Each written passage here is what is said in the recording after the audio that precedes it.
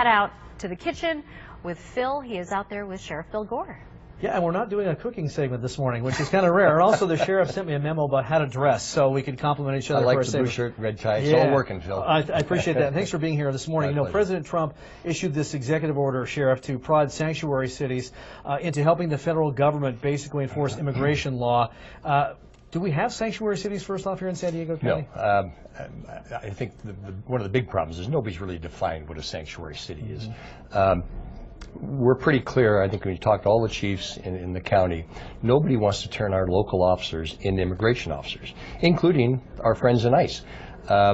First of all, we have no jurisdiction to arrest somebody that's in the country illegally. It's an infraction or a misdemeanor, if you will. And for a local officer to make that arrest, it has to take place in his presence. If he was standing on the border and watched somebody cross illegally, he could make that arrest. Sure. Otherwise, there's no authority. So, and beyond that, I don't want my deputies, and I'm sure the chiefs don't want their officers perceived as immigration officers in the community. It makes actually our communities unsafe, I think more or less safe, because if you have that, we have tens of thousands of undocumented people in this county. We all know that. And if they're afraid to report crimes or be witnesses to crime because they're afraid that that deputy or that police officer is going to arrest them and throw them out of the country, it makes everybody less safe. So we're trying to avoid that. The big issue, I think, is in our jails. And people that have committed crimes and are arrested and put in might, and I run all the jails here. Our policy has been consistent for the last 15, 20 years. We have, in the old days, immigration, now ICE, Immigration and Customs Enforcement officers in our booking facilities. Downtown Central Jail, Vista Detention Facility, and Las Colinas and Santee, our women's jail, where everybody that's arrested and booked into our jails is screened by ICE. And if they have an interest in that person or they want to take custody, they used to give us a detainer that asked us to hold them for 48 hours beyond their normal release date.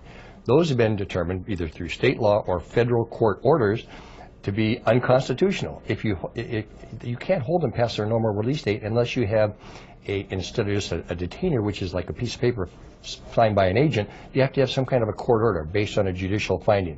And we've told them, if you give us a court order signed by a federal magistrate or immigration judge, great, we'll detain him. What we do is, because of our location on the border and that relationship we have with ICE, if they want to take custody of him, we notify them when they're going to be released from our jail, and the ICE takes custody in our facility so they can carry out their lawful federal jurisdiction. Let me ask you about space and cost, because if you guys had to do this, I mean, you've had overcrowding in the jails. You know, obviously, you had to take on more role. That's not only a burden for you, but also additional taxpayer expense. And that's something that I don't think you can afford here. Yeah, and we're fortunate because of our location, a large ICE presence here, that they are here. And if they want to take custody of them, they're in our facility. They can take custody of them right there. So we're not incurring added expenses by keeping them 2 days on a warrant. Some of them we're holding on a federal warrant, but that's a very, very small number. Most of them are detainers.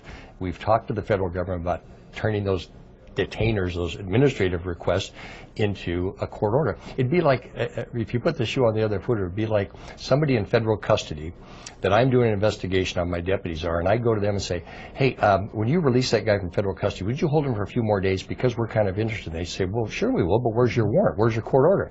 You just can't keep people in custody based on a request. There's got to be some judicial finding involved, and that's what we're trying to do. Well, as we say, as the world turns, and we're going to have to see how this all shakes out. We appreciate you, Sheriff Bill Gore, for stopping by here this morning and being with us. My pleasure. All right. Thanks. I like your shirt and tie, too, Phil. All right, you too. And we'll see you soon. Maria, let's send it back to you. All right, I like both your shirt and ties. Thank you very much, gentlemen. We'll still ahead traveling